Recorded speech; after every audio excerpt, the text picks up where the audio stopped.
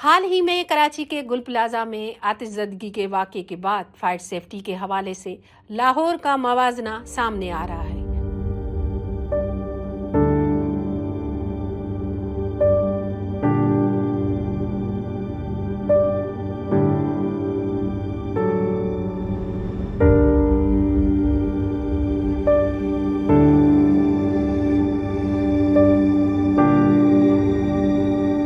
عمومی تاثر یہ دیا جا رہا ہے کہ لاہور اس معاملے میں زیادہ محفوظ ہے، مگر زمینی حقائق اس سے تصور کی تائید نہیں کرتے۔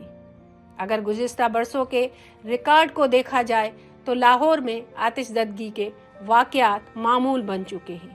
گزشتہ 10 برسوں کے دوران کئی بڑے حادثات یہ ظاہر کرتے ہیں کہ مسائل محض اتفاق نہیں بلکہ مسلسل غفلت اور ناقص انتظامات کا نتیجہ ہے۔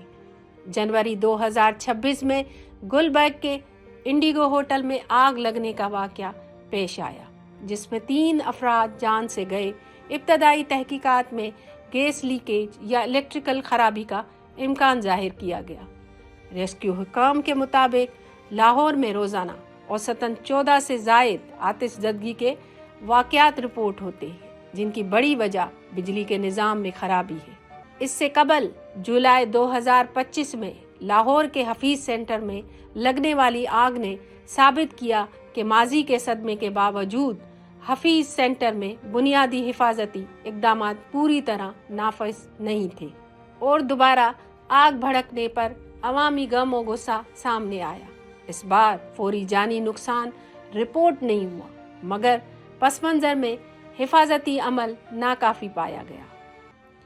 اس سے پہلے حفیظ سینٹر میں اکتوبر 2020 میں لگنے والی آگ نے سینکڑوں دکانوں کو تباہ کر دیا، اور ابتدائی رپورٹوں میں بتایا گیا کہ اندرونی ہائیڈرنٹس اور فائر کنٹرول نظام ناکارہ تھے، جس کی وجہ سے آگ پھیل گئی اور نقصان بڑھا۔ ریسکیو حکام نے کہا ہے کہ عمارت کے اندر کچھ مقامات تک رسائی مشکل تھی، جس نے بروقت نکالنے کے عمل کو مشکل بنایا۔ جنوری 2021 میں ایک رہائشی مکان میں لگی آگ میں 3 بچوں کو موت نے سوال اٹھانے کی ابتدائی اطلاع ملنے کے باوجود متاثرین کو جلدی نہیں نکالا جا سکا۔ مقامی ذرائع نے کہا کہ قریبی پانی کے وسائل پر فوراً رسائی ممکن نہ ہونے اور حفاظتی انتظامات کے فقدان نے ریسکیو آپریشن کو متاثر کیا۔ بات کریں گے اپریل 2021 میں انارکلی بازار میں ایک بڑی آگ نے متعدد دکانیں ویران کر دی اور رسپانس میں تاخیر کی شکایت سامنے آئی۔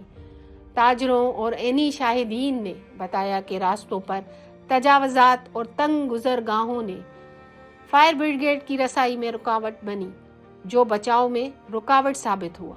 تحقیقات کے مطابق آتش زدگی کے زیادہ تر واقعات 4 بنیادی عوامل سے جڑے ہیں۔ سب سے اہم وجہ ناقص الیکٹریکل نظام ہے، جس میں غیر معیاری وائرنگ، بجلی کی حد سے زیادہ استعمال، پرانے آلات اور غیر قانونی کنیکشن شامل ہیں۔ اندرونی شہر میں بجلی کے تاروں کا الجھا ہوا جال معمولی سرج پر بھی آگ بھڑکا دیتا ہے۔ دوسری بڑی وجہ عمارتوں کا ناقص ڈیزائن ہے۔ کئی تجارتی علاقوں میں تنگ سیڑھیاں، بند راستے اور تجاوزات فائر بریگیڈ کی رسائی میں رکاوٹ بنتی ہیں۔ شاہ عالم اور انارکلی جیسی مارکیٹس اس کی نمایاں مثالیں ہیں۔ تیسری وجہ وہ عمارتیں ہیں جنہیں کیٹیگری ڈی میں رکھا گیا ہے۔ گزشتہ 3 برسوں کے دوران ہونے والی آڈٹس میں سامنے آیا ہے کہ سینکڑوں کمرشل عمارتوں میں فائر الارم، ایمرجنسی لائٹس اور دیگر حفاظتی آلات موجود ہی نہیں۔